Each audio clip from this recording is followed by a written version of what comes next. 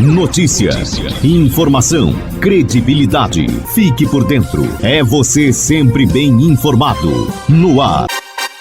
Jornal Diário de Notícias. Apresentação: Baby Max, com a colaboração de Marcelo Rezende.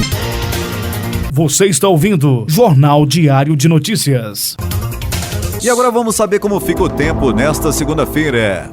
Previsão do tempo para segunda-feira, 2 de janeiro de 2023.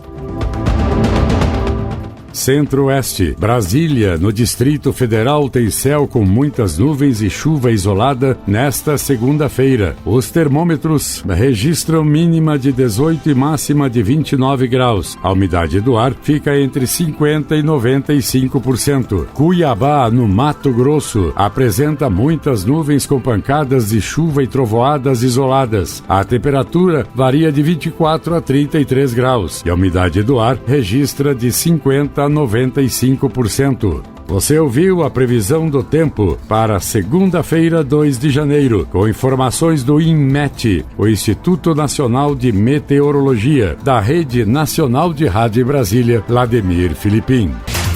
O Índice Geral de Preços Mercado, apurado pela Fundação Getúlio Vargas, voltou a subir em dezembro, depois de 4 meses registrando deflação. A alta no último mês do ano foi de 0,45%. Segundo a FGV, o resultado do mês foi influenciado principalmente pelo encarecimento dos preços de alimentos importantes ao produtor e ao consumidor. A repórter Milena Abreu tem informação. O Índice Geral de Preços Mercado, o IGPM, apurado pela Fundação Getúlio Vargas, voltou a subir em dezembro depois de 4 meses registrando deflação. A alta no último mês do ano foi de 0,45%. Segundo a FGV, o resultado do mês foi influenciado principalmente pelo encarecimento dos preços de alimentos importantes ao produtor e ao consumidor. O IGPM é composto por subíndices que levam em consideração preços cobrados dos produtores e dos consumidores e também preços relacionados à construção. No indicador relacionado ao produtor, os maiores aumentos foram registrados para o feijão, para os bovinos e para o óleo de soja refinado. Já no âmbito do consumidor, as maiores altas vieram dos alimentos in natura, principalmente tomate e cebola. Já em relação à construção, a pressão maior foi averiguada nos materiais, equipamentos e serviços. Com o resultado de dezembro, o Índice Geral de Preços Mercado, que é usado para o reajuste da maioria dos contratos, incluindo os contratos de aluguel, por isso, inclusive, é um indicador conhecido como inflação do aluguel, fecha 2022 com alta acumulada de 5,45%.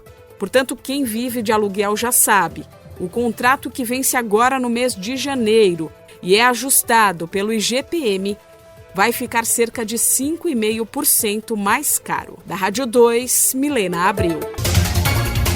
O novo valor do salário mínimo de R$ 1.320 entrou em vigor ontem, dia 1º. O Congresso Nacional aprovou o reajuste em dezembro do ano passado como forma de recompensar a desvalorização do real diante da inflação do último ano. Em 2022, o valor era de R$ 1.212. Confira na reportagem de Alessandra Esteves. O novo valor do salário mínimo de R$ 1.320 entra em vigor hoje. O Congresso Nacional aprovou o reajuste em dezembro do ano passado, como forma de compensar a desvalorização do real diante da inflação do último ano. Em 2022, o valor era de R$ 1.212. O governo Bolsonaro chegou a propor R$ 1.302, mas durante os debates no Congresso Nacional, a consultoria de orçamento do Senado apontou que o valor proposto seria suficiente apenas para repor as perdas inflacionárias do período, não representando nenhum ganho real para quem tem sua fonte de renda atrelada ao mínimo. Depois disso, senadores e deputados federais aprovaram o Orçamento Geral da União para este ano com o mínimo de R$ 1.320. O reajuste com 2,7% de ganho real, ou seja, superior à inflação do último ano, ampliará as despesas federais em cerca de 6 bilhões e 800 milhões de reais. Isto porque as aposentadorias administradas pelo Instituto Nacional do Seguro Social e vários benefícios sociais e trabalhistas, como seguro-desemprego, abono do PIS/PASEP, o benefício de prestação continuada e outros, são atrelados ao piso nacional, tendo que ser corrigidos. Já as centrais sindicais reivindicavam que o governo federal voltasse a aplicar a política de valorização do salário mínimo, conforme os termos pactuados em 2007 e abandonados em 2019. Com isso, o piso deveria ser de R$ 1.342, contemplando a inflação medida pelo Índice Nacional de Preços ao Consumidor, que, em 2022, atingiu 5,8%, mais o crescimento do Produto Interno Bruto de 2 anos antes. Segundo o Departamento Intersindical de Estatísticas e Estudos Socioeconômicos, em novembro último, o salário mínimo necessário para satisfazer as necessidades básicas de uma família com 4 pessoas deveria estar em torno de R$ 6.575,30. Com informações da Agência Brasil, Alessandra Esteves. Central Diário de Notícias, ao lado da comunidade. Desde que a reforma da Previdência foi aprovada, todos os anos as regras na aposentadorias são atualizadas e em 2023 não será diferente. A partir do dia 1º de janeiro, ontem em especial, 2 regras irão contar com alterações. A primeira dela diz respeito ao tempo de contribuição mínimo, que irá diminuir de 20 para no mínimo de 15 anos de contribuição. Outra mudança é relacionada às aposentadorias por tempo de contribuição. Reportagem Eduardo Cupertino. Desde que a reforma da Previdência foi aprovada, todos os anos as regras na aposentadoria são atualizadas e 2023 não será diferente. A partir do dia 1º de janeiro, em especial, 2 regras irão contar com alterações. A primeira delas diz respeito ao tempo de contribuição mínimo, que irá diminuir de 20 para no mínimo 15 anos de contribuição. Outra mudança é relacionada às aposentadorias por tempo de contribuição. A partir de 2023, haverá um acréscimo no período. A advogada especialista em direito previdenciário e vice-presidente na Comissão de Direito Previdenciário da OAB-DF, Natasha Moreira, nos ajuda na compreensão da mudança. Nós temos a regra por pontos e um tempo mínimo de contribuição. A regra por pontos agora, esse ano de 2022, ela era da seguinte forma: os homens eles tinham que ter 35 anos de tempo de contribuição, mais 99 pontos. As mulheres, em 2022, também 30 anos de tempo de contribuição, mais 89 pontos. Agora, em 2023, os homens vão precisar ter 100 pontos em 2023 e não 99 pontos mais, e as mulheres precisam ter 90 pontos e não 89 pontos como antes. O cálculo desses pontos é feito somando a idade do contribuinte com o tempo de contribuição. Esta regra em específico irá aumentar a cada ano até que os homens precisem de 105 pontos para a aposentadoria e as mulheres 100 pontos. É importante que o contribuinte procure ajuda profissional para verificar seu direito ao benefício de acordo com as regras vigentes. Com supervisão de Ana Lúcia Caldas, da Rádio Nacional em Brasília, Eduardo Cupertino.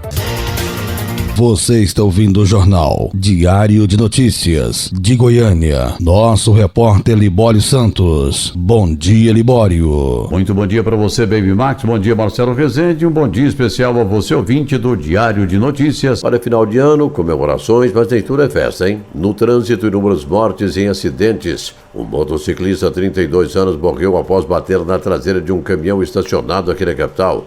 Na GO 319 em Quirinópolis, 2 veículos bateram de frente. 2 pessoas morreram, uma ficou ferida. Um casal de idosos morreu na GO 020 em Santa Cruz de Goiás, na região sudeste, quando o carro capotou. Os 2 cães que estavam no carro foram resgatados com vida. Na BR-040 em Lusiânia, um carro com 8 pessoas capotou e todas ficaram feridas.